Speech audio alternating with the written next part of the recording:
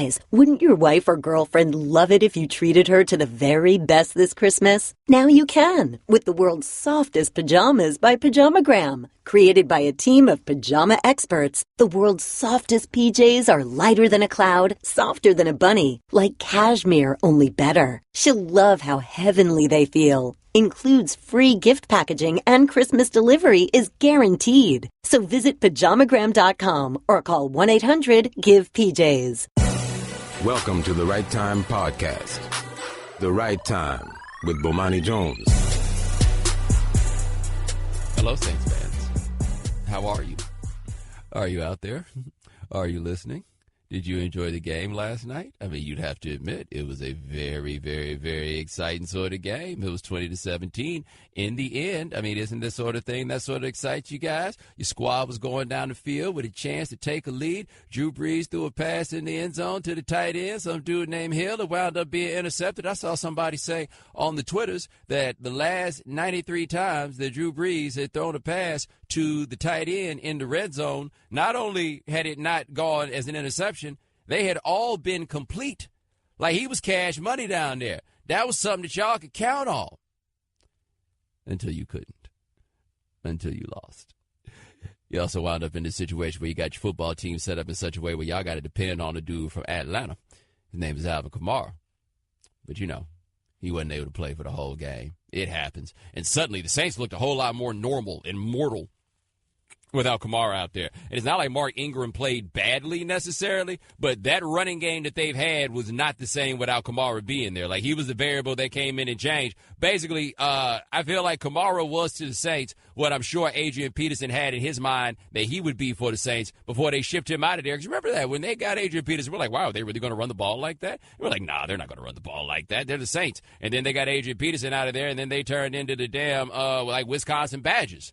Anyway, sorry about that, Saints fans. And where I say I apologize to you, Saints fans, for the fact that y'all lost that game is I should have been looking out for you before the game instead of after the game. And after the game was when I realized what it was that y'all needed. So it was probably about 12:30 in the morning Eastern time after the game had been done. And I did something at that moment that I should have done before the game so that you guys could more adequately prepare. And I sent out the tweet with the picture of the paper bags because, as you may recall, Saints fans have a history, a track record with putting paper bags on their faces because they were ashamed to be seen watching their little sorry football team in action. In this case, I sent it to you after the game, and I should have sent it before because there was going to be a moment where some of y'all were going to be there and we'd be like, man, I wish I could put a paper bag on my head right now. I wish nobody could see me right now. Damn, Bomani. Where's my paper bag? And some of y'all had to wait all the way until the morning until you could hide your shame inside that paper bag. And that's not your fault. That's my fault. I claim to care. You know what I mean? I claim to be somebody that want to do something for other people, something that's bigger than myself, something that's outside myself. I don't like people to think of me as being selfish and being self-absorbed in that way because I'm not selfish or self-absorbed in that way. No, sirree, Bob. I'm a helper. I'm a pleaser. I'm a lover, and I love nothing more than giving Saints fans that paper bag. How'd y'all feel? How'd that go? By the way, after the Saints took that paper bag loss, I had a whole lot of people that were hitting me up, and they were talking about 28-3, 28-3, 28-3. And I get where you're coming from on the 28-3. And, like, if I was a Falcons fan, it would really hurt my heart if you kept hitting me with that 28-3. But what y'all know, man, I ain't no Falcons fan. Ain't nobody telling more 28-3 jokes than your boy. I go hard and heavy with those 28-3 jokes. Like, that's where I come from. That's what I do. We can tell 28-3 jokes together. But as soon as them 28-3 jokes are over, we going to come right back to talking about how y'all went in there and lost. Now, and by the way, now that the Saints managed to lose, the Saints managed to lose a game that Matt Ryan was doing everything he could to help y'all win. Right? Matt Ryan was doing everything he possibly could to be like, hey, Saints, I would love to lose this game to my rival at the crib. Remember last year when everybody was trying to tell me that I had been wrong about Matt Ryan all these years? And it's not even really this that I had been wrong about Matt Ryan all these years because I am not the only person that had felt that way. But Matt Ryan had the season of his life. Everybody looked at him and was like, yo, man, he's balling. Good for Matt Ryan.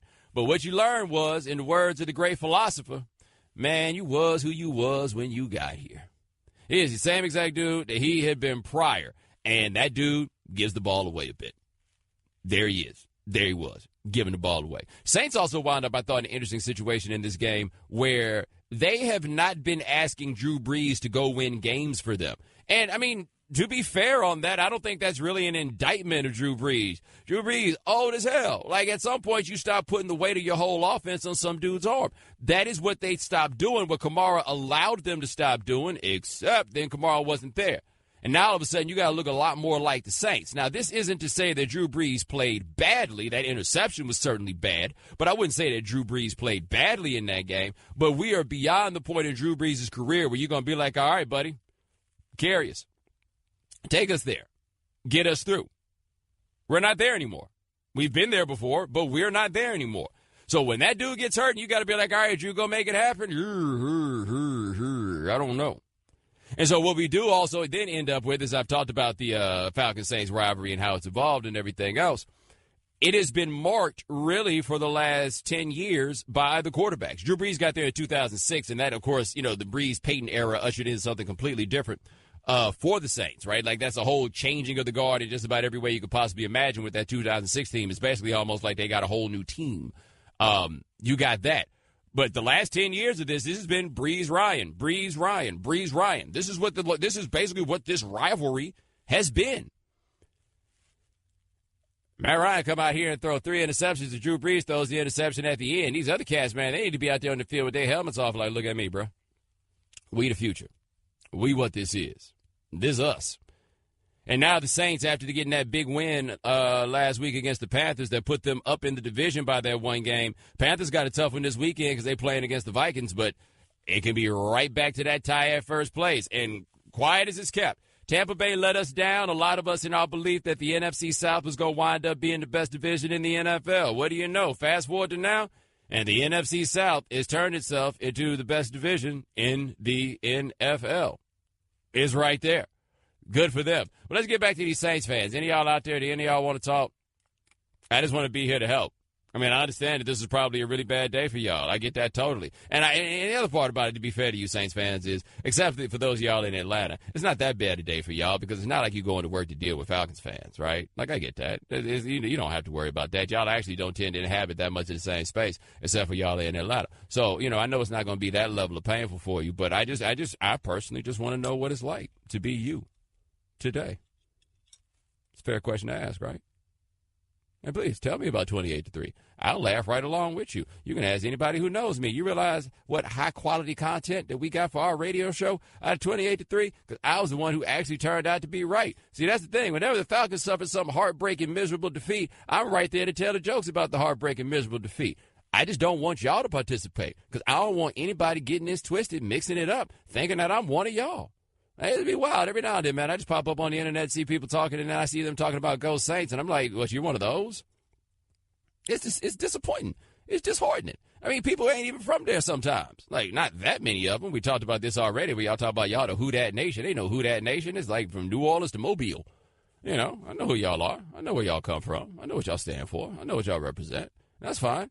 And last night, not really what you wanted. That being said, for the Saints, I will give them a certain measure of credit for this part. If nothing else, you guys definitely had the best-looking uniforms out there. I don't know what the hell they had the Falcons out there with. Like, this notion of the color rush, do you guys, actually get charged up about the color rush? Like, does anybody get excited about the color rush? Because they be having to come up with so many things to make the color rush thing happen, where I'm looking at the Falcons right there, and I'm like, yo, that looked like when you put some shoes in the Nike ID, and you had a great idea, and then you actually look at them, and you're like, ooh, nah, I don't really want to do that. As if the NFL is like, nah, go ahead, they'll buy it anyway.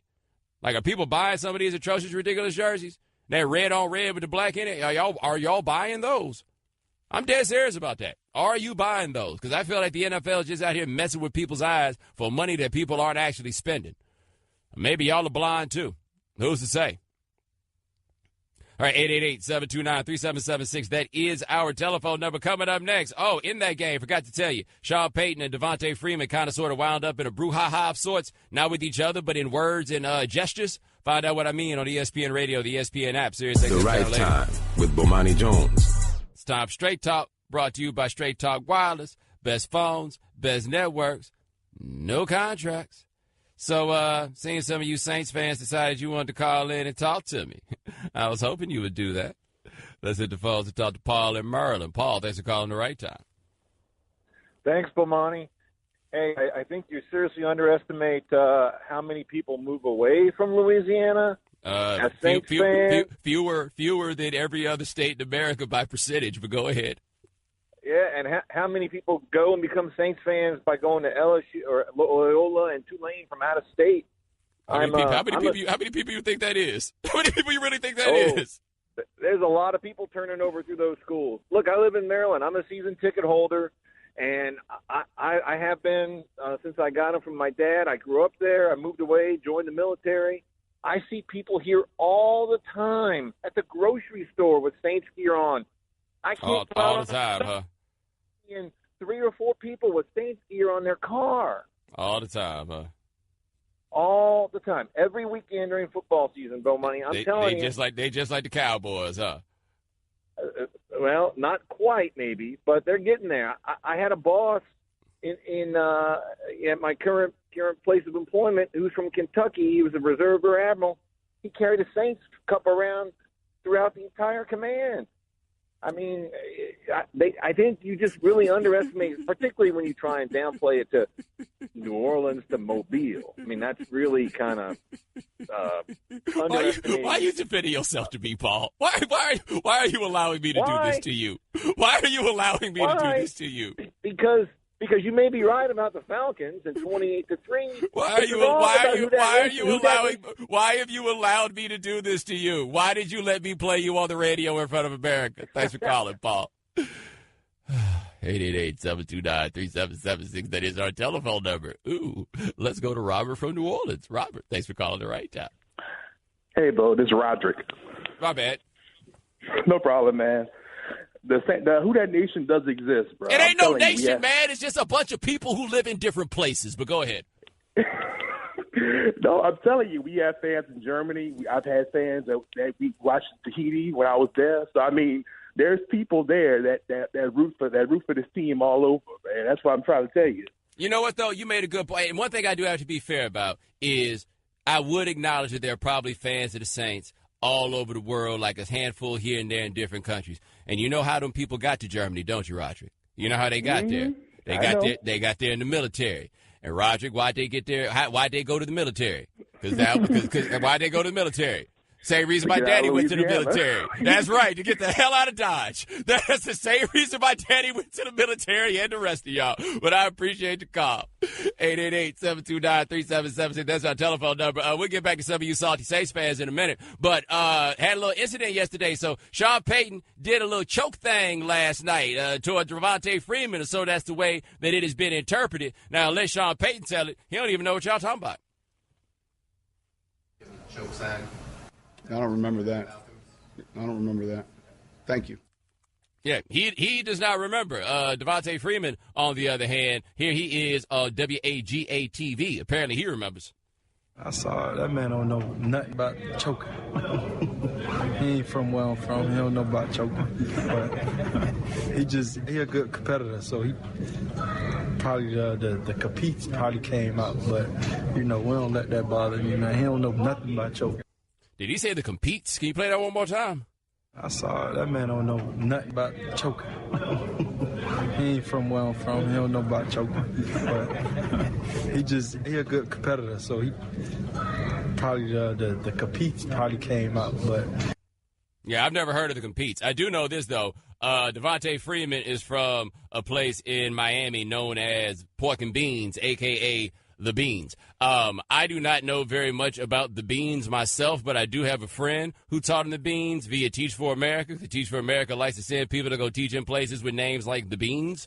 And he said he was teaching the Beans. He teaching like 3rd, 4th grade or something like that. Man, he said he had a kid stand up and explain to him one day, look here, mister, I'm from the Beans. She from the Beans. He from the Beans. And we just not about to do this today.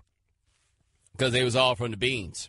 And now I'm curious as to what choking means in the Beans. He's like, he don't know what choking is. Whoa. Now, I can understand if you, Devontae Freeman, don't say you don't know what choking is because you're not about to choke because you're from the Beans, so you don't get scared. But I did come away from that very, interested in what it is that choke means there. Because if I learned anything in Miami, what you think a word means is not necessarily what they think a word means. No, he didn't call back. That was a different Jack from Maryland. Okay, I thought I was losing my mind. 888-729-3776, that's our telephone number. Let's talk to my man Big E in New Orleans. Big E, what's going on, man? Bo, my man, I love you, Bo. I love you, man. Let me tell you something, how crazy it is down here, man. You want to know what it feels like to be down here? It's snowing in New Orleans. Can you believe that, bro? That's the craziest thing in the world. And look, the bottom line is it ain't no nation. I've been born and raised down here in New Orleans, but guess what? I'm Pittsburgh till I die.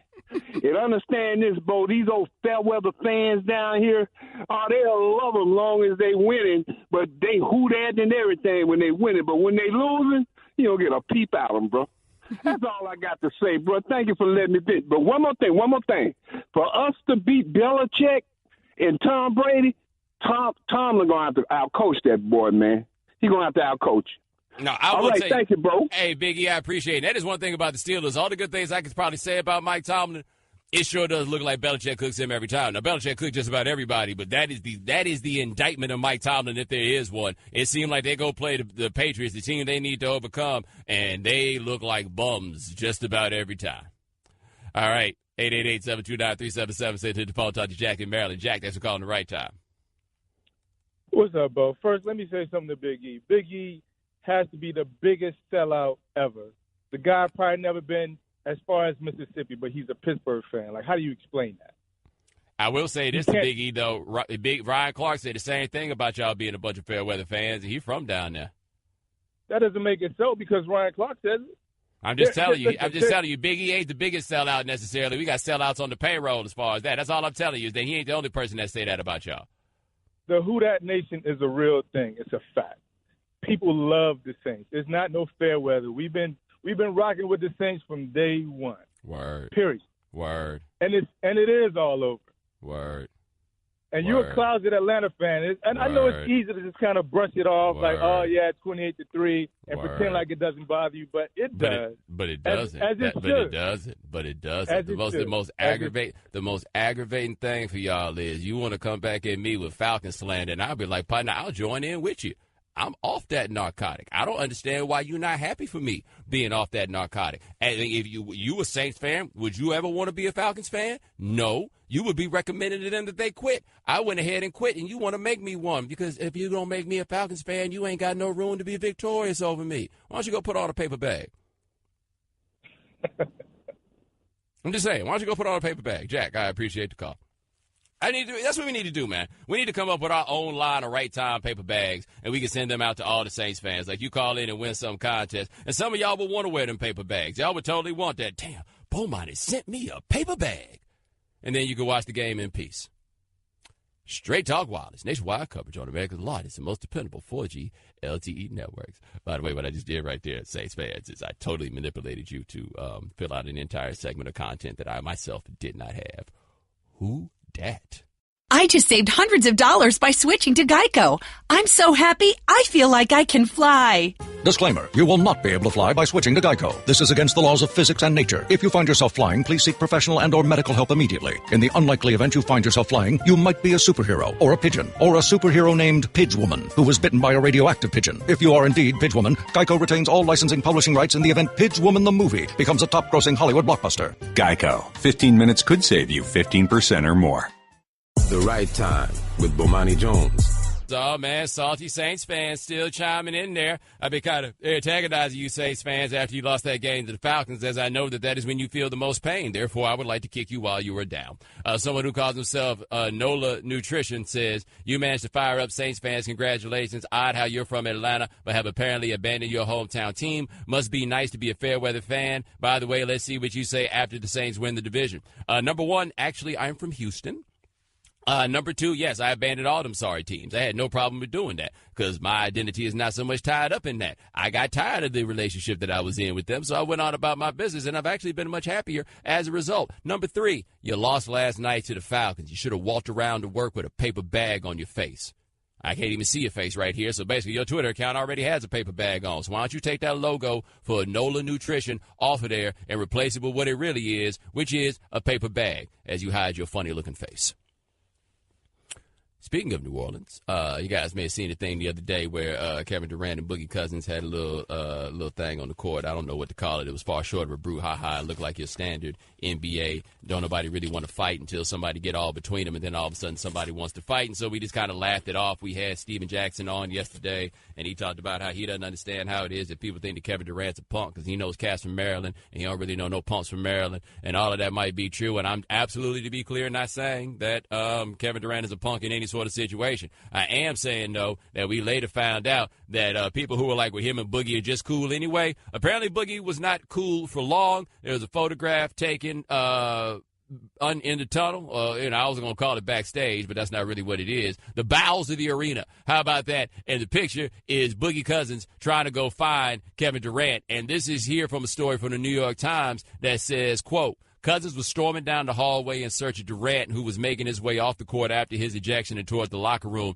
Security officers, aware that trouble was brewing, quickly diverted Durant into a small corridor as others slowed Cousins' progress. Hold on. Let's get to the point of emphasis here.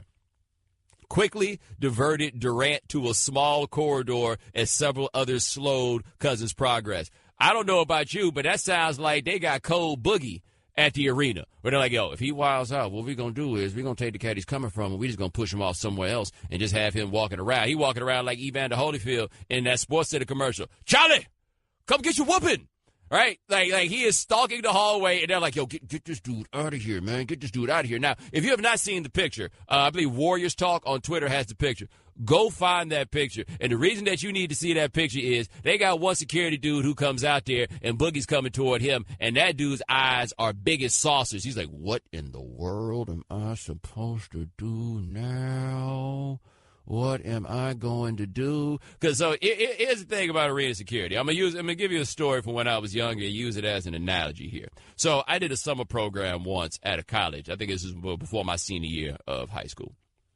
And this janitor was walking around the library. There's a bunch of high school students there, So the janitor is coming around the library, and he's salty, right? He mad as hell. And he like, I find out who did this. I'm going to report you when I find out who did this. And, of course, we find this funny because we're teenagers, and it's this angry older dude who, by the way, after looking at him, I now realize as I've gotten older, probably did time, and we really didn't want no problems with him.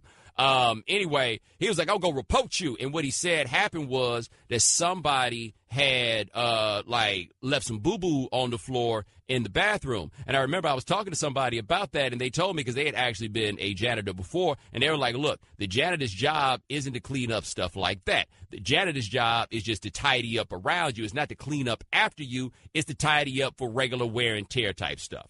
I mention that because much like it's not the janitor's job to clean up after you, it is also not security's job to stop Boogie Cousins from fighting people, right? That dude is there wearing a yellow blazer. Now, if that dude has showed up wearing a tight black shirt and some black pants, maybe even a black blazer on top of that, okay, maybe his job as security would involve stuff like getting in front of Boogie Cousins. When your job involves wearing a yellow blazer and a walkie-talkie, that's not what you came to work trying to do that day. So you imagine that. You just a regular old arena security guy. You just trying to stop the groupies from getting to places they're not supposed to. You come out there and Boogie Cousins starts coming toward you. Hey, man, I feel like Kevin Durant need to settle that for himself. I don't care if you call my manager about it. But look, man, I just thought about it. And if I was Kevin Durant, I wouldn't want nobody thinking I was no punk hiding behind security, so I allowed him to take the man's way out.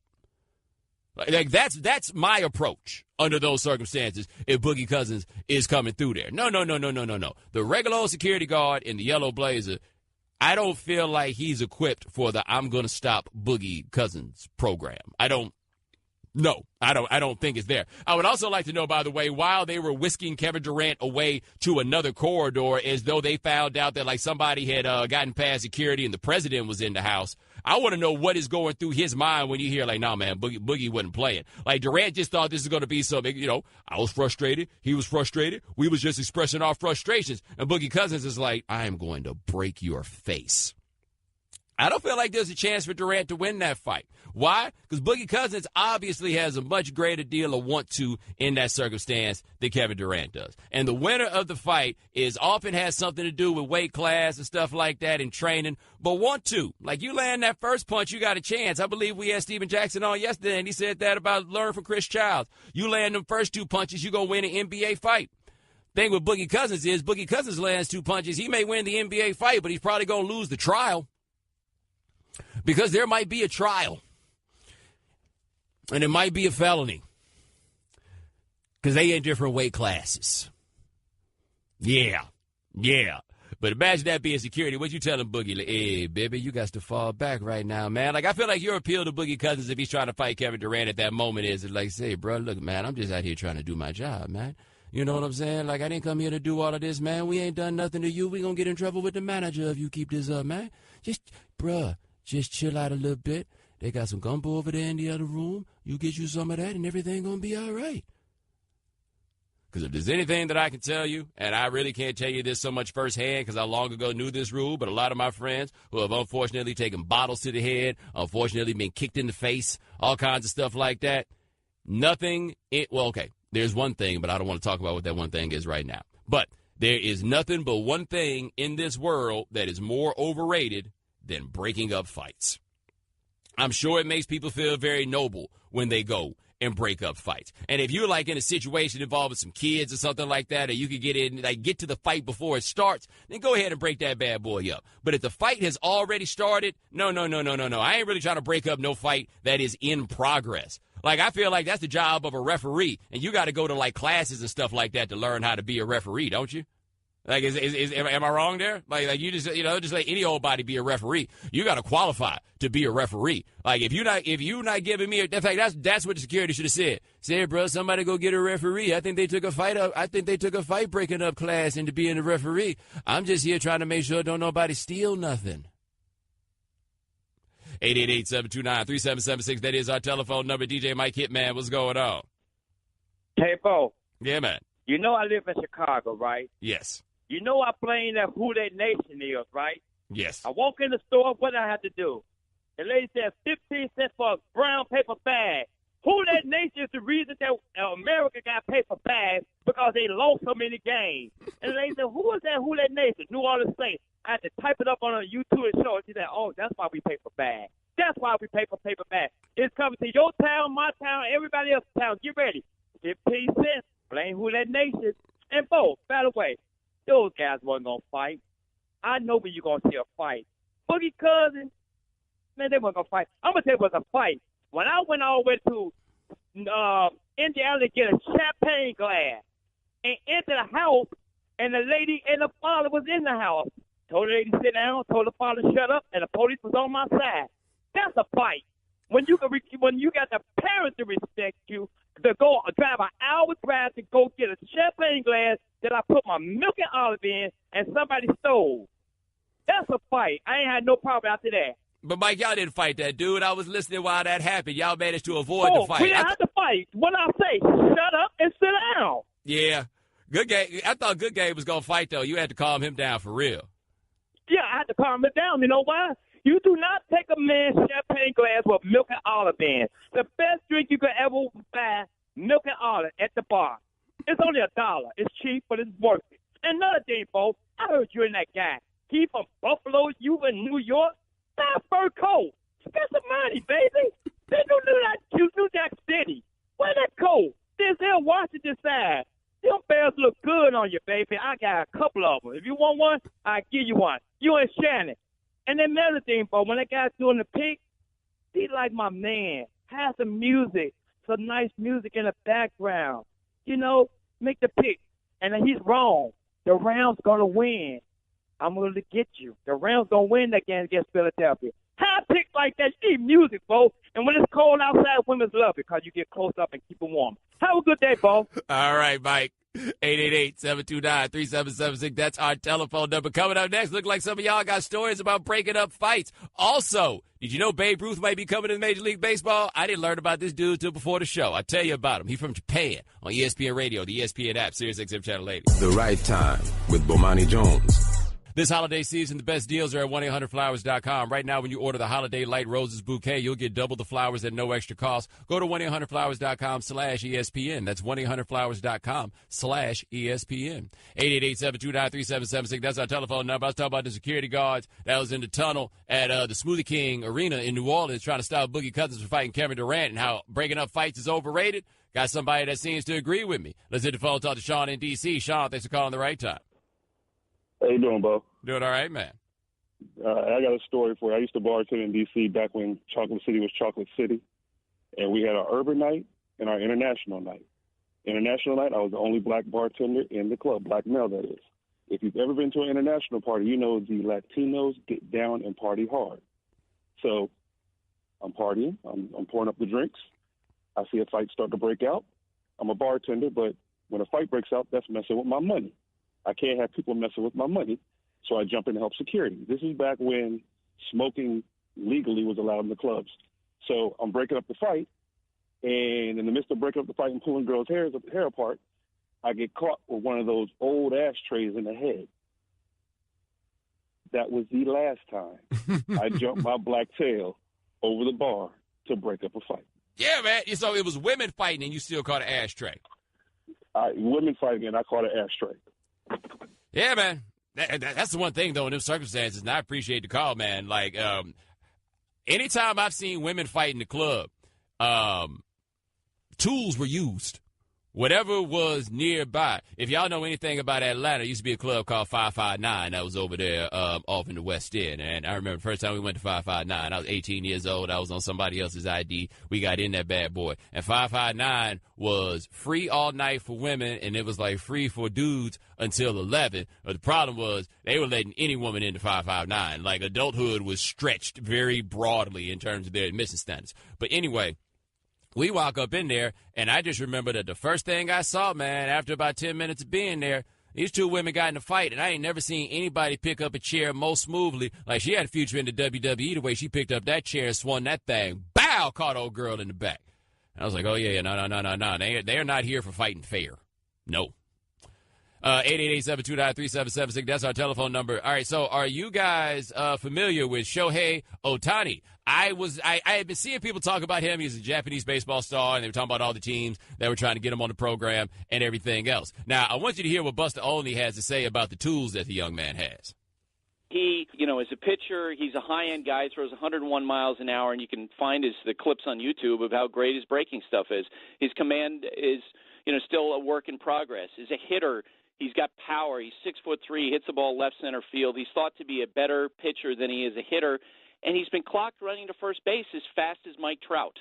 So he's the total package in terms of being an athlete. I mean, let's say for argument's sake that the pitching thing didn't work out. He certainly would have the tools to try to be to transition into a full-time hitter, which is why so many general managers are telling me that his value would have been off the charts if he had just waited.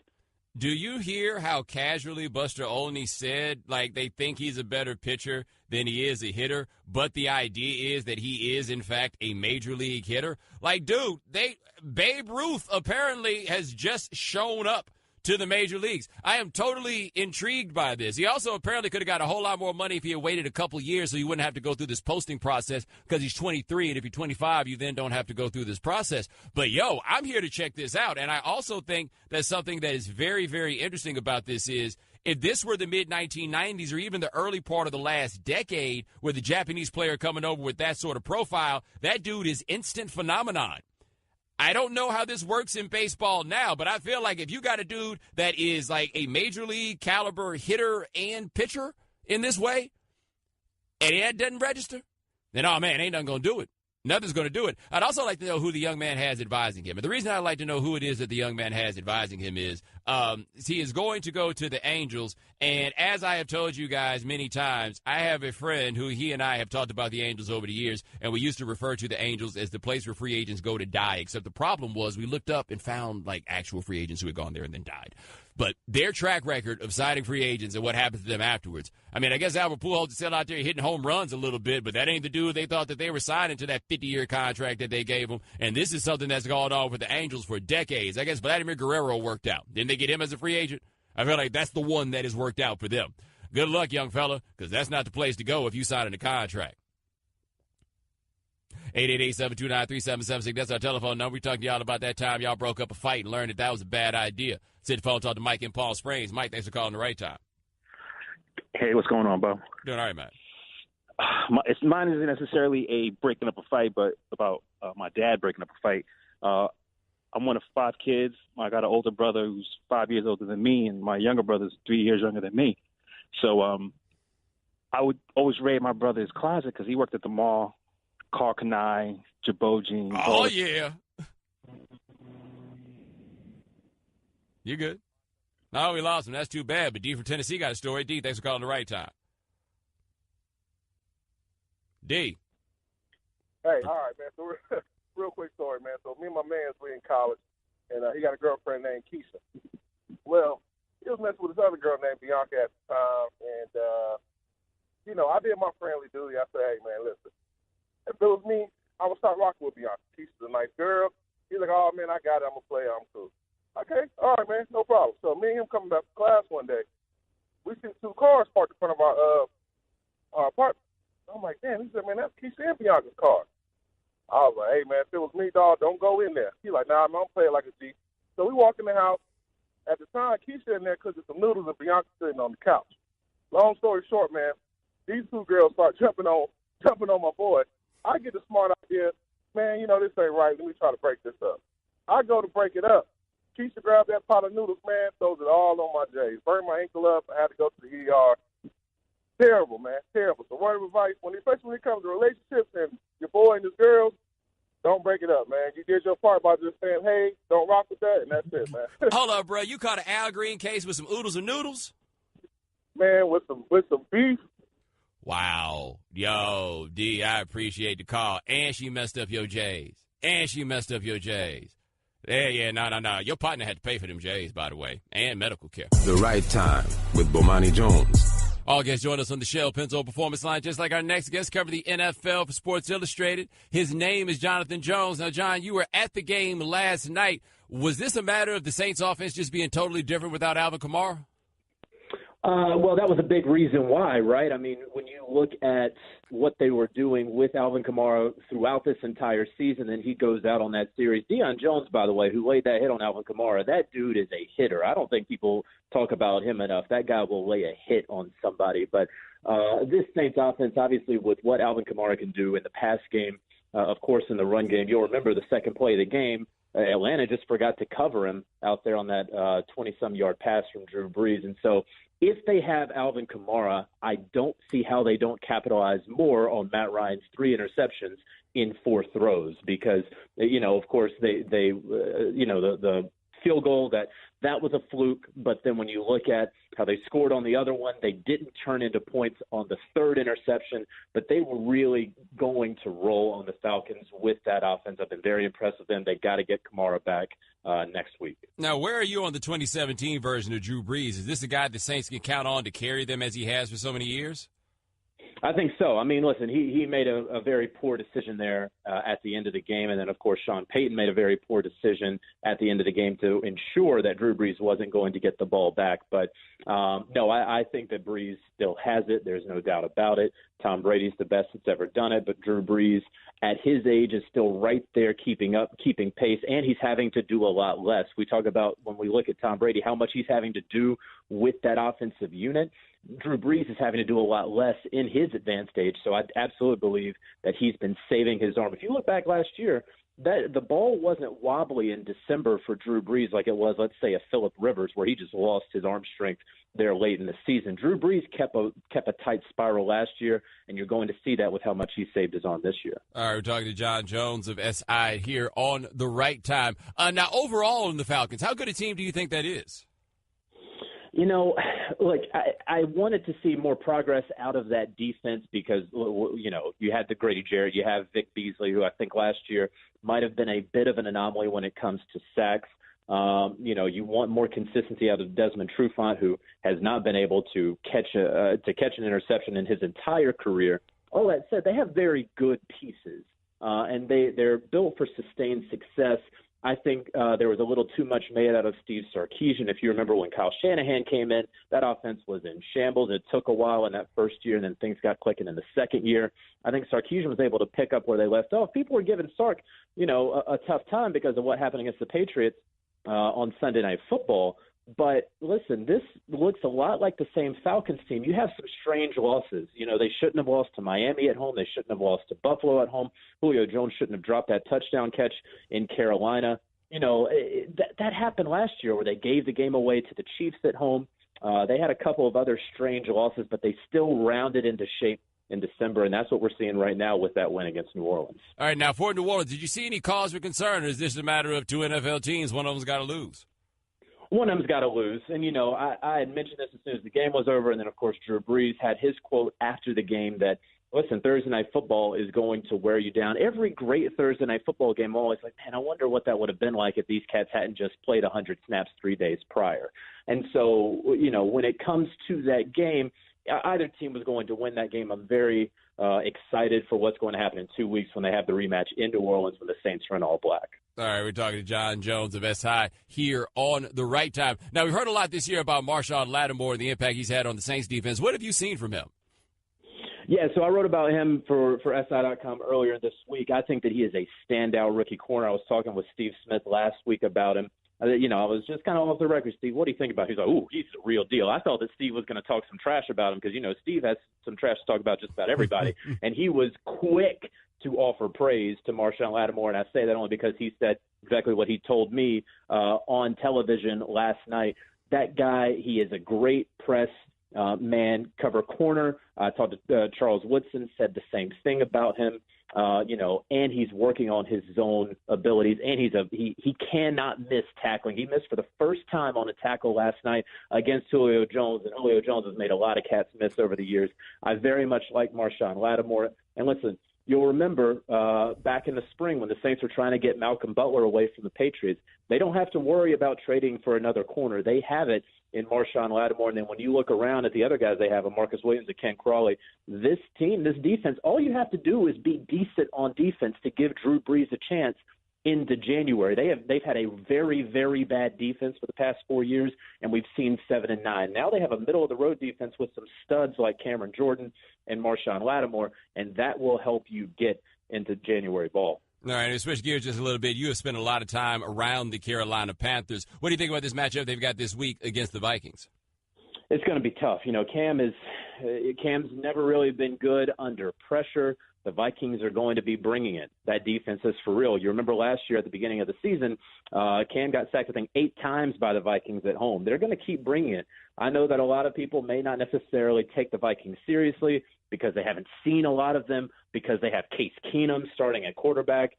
This Vikings team is absolutely for real. Now, I don't know how Case is going to do, on the road in the playoffs. He may not have to be on the road in the playoffs the way that they're playing. I think that Minnesota is going to pick up that win. That doesn't mean that Carolina is a bad team. When you look at the teams they've lost to, twice to New Orleans, they lost to Philadelphia without Luke Kuechly. They had that fluke loss to Chicago. Outside of that, they've lost to 10-win teams. And so if they lose to another 10-win team, that doesn't mean that they're garbage. I still think that they're a wild card team that could sneak out a wild card win, get to the divisional round, and then they're going to have some trouble against the Philly, against the Minnesota, against the New Orleans. Now, do we have anything to point to explain the inconsistency of Cam Newton this year beyond physical things? Not really, because, he's always been inconsistent, save for that 2015 season that was magical, right? That kind of does stand out as an outlier. And listen, that doesn't mean that he's a poor quarterback. It doesn't mean that he's a below-average quarterback. He is an above-average quarterback. He is a great quarterback. I will not say elite, but he is a great quarterback. But that's always been the book on Cam, that he's going to be inconsistent. Now, I do not mean Jameis Winston inconsistent, because that guy has got to stop just handing the ball over as soon as somebody has him in his grasp. But what I mean is, you're going to get a game where he's going to throw 2 picks and only 140 yards. That's been the case since 2011. All through, and it doesn't really matter if he's playing the Seahawks defense or he's playing some team that's going to win 6 games this season. He's going to be inconsistent, but he's also going to give you those 300-yard games. There was a stretch there, about a 2.5-game stretch where they beat the Patriots and were really rolling, where he was playing like the best quarterback in the NFL. and then he went back to his inconsistency. But you roll with Cam if you're the Carolina Panthers because he is a top 7 quarterback in this league. And can you think of anybody else? I guess Russell Wilson is now the guy where the run game and the pass game is built around one guy in the ways that there is.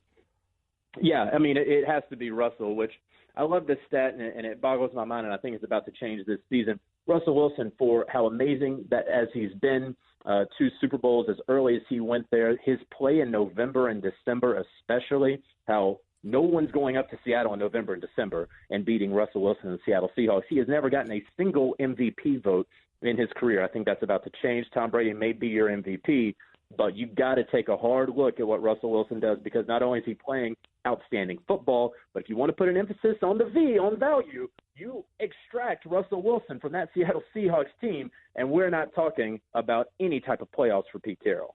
All right, that is Jonathan Jones. Check him out, cover the NFL for SI. My man, thanks so much for joining us. I appreciate it.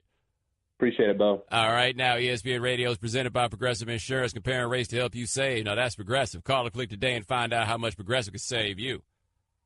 The Right Time with Bomani Jones. We got a lot of NFL games coming up this weekend. Hey, shout out to the NFL on this, by the way. Maybe it's just random happenstance, whatever it is. But we went through a bunch of weeks where we were like, man, I don't want to watch none of those games. Last week, we had good games at the 1 o'clock to 4 o'clock. At the 8 o'clock, and one for Monday Night Football. This week, the Monday Night Football game isn't so grand. I believe it's New England and Miami. But Sunday, hey, man, we got 2 winners at the 1 o'clock. We got 2 winners at the 4 o'clock. And we got a good one at the 8:30. We got, Vikings, Panthers. We got Raiders, Chiefs. We got Eagles, Rams. We got Seahawks, Jaguars. And we got the Ravens and the Steelers. Though I have to acknowledge, Raiders, Chiefs isn't actually a good game. It's just kind of important in that division that has proven itself to be far more mediocre than any of us would have believed to begin the year. Seahawks Jaguars is going to be one, though. I don't know if you guys saw this, by the way. Some poor reporter had to feel bad for him. Seahawks playing the Jaguars, and he started asking Pete Carroll about Gus Bradley, because Gus Bradley used to be the defensive coordinator in Seattle, and Gus Bradley used to be the head coach of the Jaguars, but this reporter didn't realize that Gus Bradley used to be the head coach of the Jaguars. He used to be. That's Doug Marrone now. Yeah. And then Pete was like, yeah, I think Gus is doing a good job with the Chargers. I feel so bad for that reporter, because I had to feel like he got punched in the stomach. But anyway, Eagles-Rams, this is one. Now, the thing with me with the Eagles is I'm not sure how good they are. In spite of the record, I'm not sure how good they are, as I think they've beaten up on a litany of fairly mediocre teams. I feel a lot better about the Rams. In the times I've seen the Rams, I felt like I was watching a more impressive team than I felt when I was watching the Eagles. But this is going to, I think, go a long way to tell us a lot about either team. Another one with the Eagles, and where it gets to be interesting, is that the Eagles have stayed on the West Coast, so you don't have the travel concerns that you ordinarily have. And I guess you could argue they had last week when they played the game against Seattle. Those teams traveling from either east to west and west to east were asking for a lot of them. But I feel like this is what the NFL needs. We are now in the midst of a stretch that is unlike what much of this season has been, because now we're actually here talking about football. The actual games. And with the NFL, as much as they kind of like it when we talk about them all year long and the surrounding issues and everything else, that came back this year to bite them in the keister, right? Now they need us just be no, just focus on the football. You like us a whole lot more when you just focus on the football. As we try to get into, get you interested because of lifestyle stuff, you realize the lifestyle surrounding this is actually not that great. No, we just want you guys talking about football, just about football. And I got to say, now that there's kind of just football to talk about, it is a bit more entertaining. I'm no longer furious with the owners, at least not to the point where I notice it every time I watch the game. A lot of you suckers aren't furious with the players anymore, which, kind of brought out something that was dormant within your soul that you might want to get checked out. But whatever. It's a lot easier for you. And now we got these games. I'm a little disappointed, though, in the Chiefs game against the Raiders. Marcus Peters is not going to play because the Chiefs have just had enough of his shenanigans behavior. And then we go on the other side. Amari Cooper will not be playing in the game for the Raiders. And goodness knows Derek Carr need all the help he can get, as Derek Carr is not really doing that much right now to help himself, which I'm assuming is tied to that back injury or whatever injury it was that he came back way too soon from. That's one thing about the NFL that I do think is interesting, is that a guy comes back and plays when he's hurt, and we totally forget about the fact that he ever got hurt. And then we start talking about how the dude is done or whatever it is, or he's just not that good, so forth and so on. Carr's out here, I think it was a 2 to 6 week injury. He came back in a week, and we can't figure out why it is that he looks sorry. How'd that work? 888-729-3776. That is our telephone number. Now, staying with these NFL games, I think it is pretty interesting. Not so much interesting at this point because it's gone on for so long. But how many of y'all would have bet started this season that the Jaguars would be playing the Seahawks and the Jaguars would be favored? I don't care if they were playing at home or not. The Jaguars have Blake Bortles at quarterback, and they are favored over the Seahawks. And the Seahawks, I feel like we are not giving them enough credit for what the run of consistency is that they've had basically since the 2012 season. It's not just that they've been consistently good. It's not just they keep going to the playoffs. It's that the games are almost entirely within one score. Like, they are so difficult to put away, and now, in spite of the injuries they have in the secondary, in spite of Sherman being hurt, in spite of Cam Chancellor being hurt, Earl Thomas is back, but I'm assuming he's still dinged up with the stuff that he was injured with before. They're still getting it done. They don't have a running back that can get a touchdown for himself. Russell Wilson just strapped the squad on his back like he's back at NC State and is making it happen. Like, what they're doing this year is really kind of Patriots-esque, and I think the Patriots have kind of messed it up for us in terms of the way that we look at the Seahawks because the Patriots have been doing this now for like 17 years. The fact that the Seahawks are doing this for as long as they have in this salary cap era is every bit as impressive as it was when the Patriots did it during, like, for this kind of time period. And we were very impressed by the Patriots when they did it for this sort of time period. It's just that the Seahawks are doing this while the Patriots are still getting it done. But don't sleep for a second. The run of consistency that they've managed to have as that division, by the way, which at different points has been pretty good. All the teams have rotated up and been decent, which is a different thing than you could say about the AFC East, where it's just kind of perpetually mediocre. Seahawks are getting it done. They're also underdogs to the Jacksonville Jaguars. Yeah, didn't see that coming. We also have Ravens Steelers going tonight. Now, I said earlier that the Falcons and the Saints is the best rivalry in the NFL. A whole lot of people got upset with me, and they said that actually it is Ravens Steelers that's the best rivalry in the NFL. And I would say that Ravens Steelers, if you were talking strictly about the football, you are probably right. But the comparison that I would make on that is, I think if you ask most people in America what the best college basketball rivalry is, most of them would say Carolina and Duke. And they would say Carolina and Duke in large part because of the fact that the game is always nationally relevant, which I'm sure is an attractive thing to people who don't have, like, a dog in the fight when it comes to the game itself. So I totally understand where people are coming from on that one. And I spent 10 years living in Durham, North Carolina, so I have a very intimate understanding and acquaintance with that rivalry. It is great. I enjoy it very much. It's so hilariously petty. Decidedly bourgeois, but hilariously petty nonetheless. But Kentucky-Louisville is the best rivalry in college basketball. Now, you can talk about which one is more storied because they had that long stretch of time where Kentucky and Louisville didn't play each other. You know, you can talk about all those things. But it means something just a little bit different to the people involved in that one. And I'm not saying that Carolina-Duke does not mean something, because it does. It's a 365-day sort of thing. But after that game is over, people kind of go back to their lives. Kentucky-Louisville, they go back to getting ready for playing this game again next year, and just in a much different way. So to me, Falcons-Seahawks is a better rivalry, not just because of the football, but because of some of the fun stuff that is around it. Steelers-Ravens, you know, it's good. Strictly football, playing twice a year. I don't think you get anything better.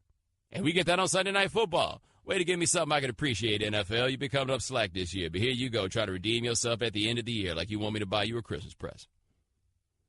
888-729-3776. That's our telephone number. We were talking a little bit earlier about these security guards who had to try to stop DeMarcus Cousins from going to fight Kevin Durant. And I said, I'm not really in this business of breaking up fights, and it's the worst idea you could have. And a lot of you have been calling in with stories that verify that breaking up fights is wildly overrated. Let's hit the phone and talk to Kevin in Delaware. Kevin, thanks for calling the right time. Hey, Bo, how you doing? Man, I got the best breakup fight ever, Bo. I played Division I football at a prominent school in the Northeast. It's in two-a-days.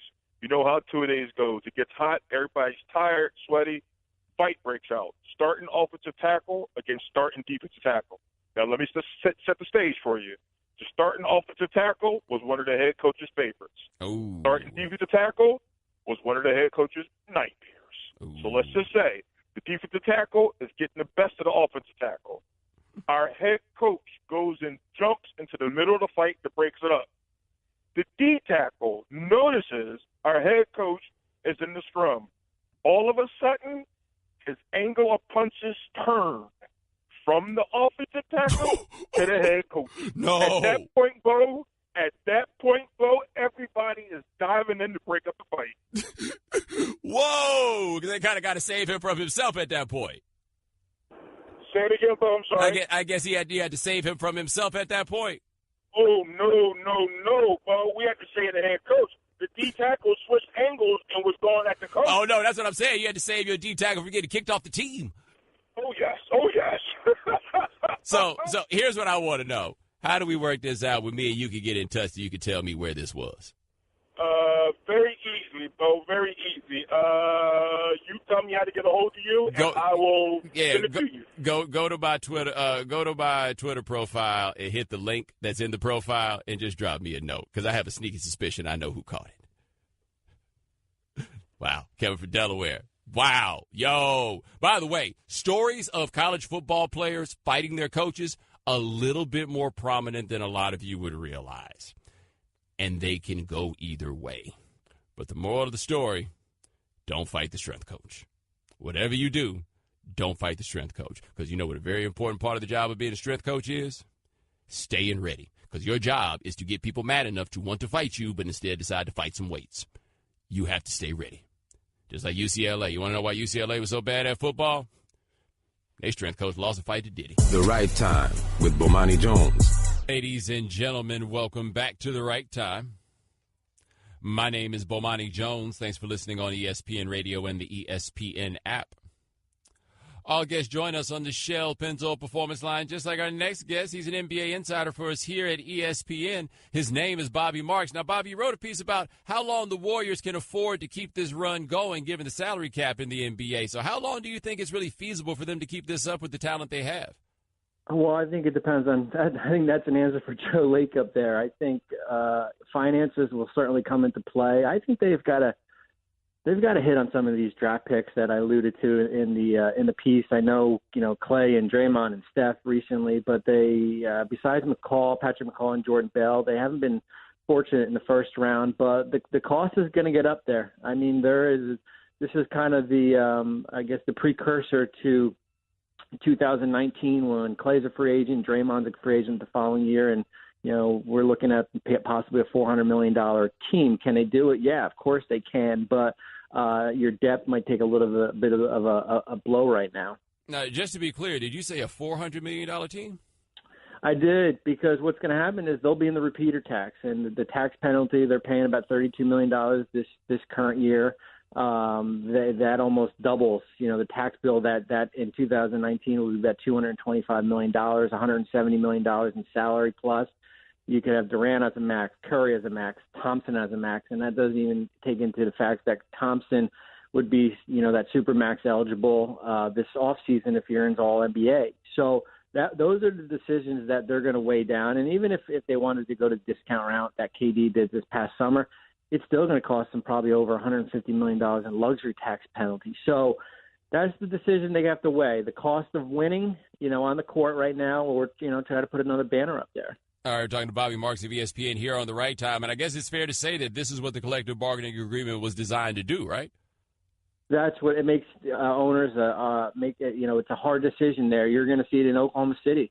You're going to see what happens if this team kind of hovers around 500 for the remainder of the season, gets into the playoffs, as a 6 seed or a 5 seed. And, I mean, they're in the same boat next year from a repeater tax standpoint. I mean, you could look at a tax bill of $120-130 million penalty for this group. And that's it's the cost of being good but not great. And I think that's where Oklahoma City's we're trending towards with them right now. All right, now you just mentioned Oklahoma City, and I've been curious about this, that they have a short time horizon to figure out if this pair of guys, three guys they have together, can work. When something slow starts like this in the NBA, normally attention goes to the head coach. Like, how safe do you think Billy Donovan would be, given that they kind of need to hold this thing together?